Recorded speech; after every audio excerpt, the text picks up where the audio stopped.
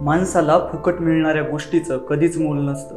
निसर्ग पाऊस फुकट पाडतो म्हणून धरणे भरतात, धरणे भरतात म्हणून मनुष्य प्राण्यास जगण्यासाठी मुबलक पाणी मिळतं.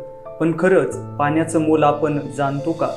मित्रांनो, पृथ्वीवर 70% अधिक पाणी आहे, पण त्यातील पिण्यायोग्य पाणी अत्यल्प आहे. तब्बल 97.3% पाणी क्षारयुक्त असल्याने ते पिण्यायोग्य नाही. जगात सगळीकडे पाण्याचे भीषण संकट सुरू आहे.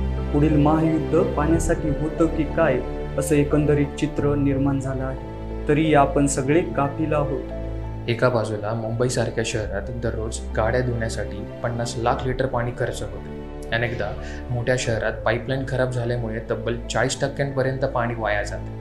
अहो, ब्रश करताना साधा नळ जरी खुला ठेवला तरी त्या 5 मिनिटात सुमारे 20 ते 25 लिटर पाणी वाया जाते. तर दुसरीकडे आजही दुर्गम भागातील अनेक ठिकाणी महिलांना केवळ पिण्याच्या पाण्यासाठी अंदाजे 6 ते 7 किलोमीटरची पायपीट करावी लागते. आजही जगातील 10 पैकी 2 लोकांना शुद्ध पिण्याचे पाणी मिळत नाही.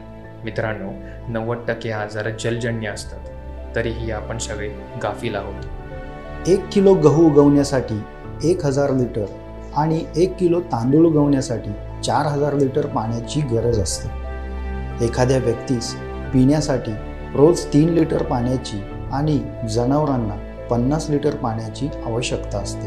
पाण्यासंदर्भात अशा अनेक गोष्टी आहेत ज्याची कल्पना आपल्याला कधीही नसेल. मात्र वेळीच पाण्याचं महत्त्व जाणल्यास भविष्यात पाण्याची समस्या उद्भवणार नाही. संपूर्ण मानव समुदाय पाण्याचे महत्त्व विसरत चालला आहे, ज्यामुळे पाण्याचे भयानक संकट सर्वांसमोर उभे ठाकले आहे.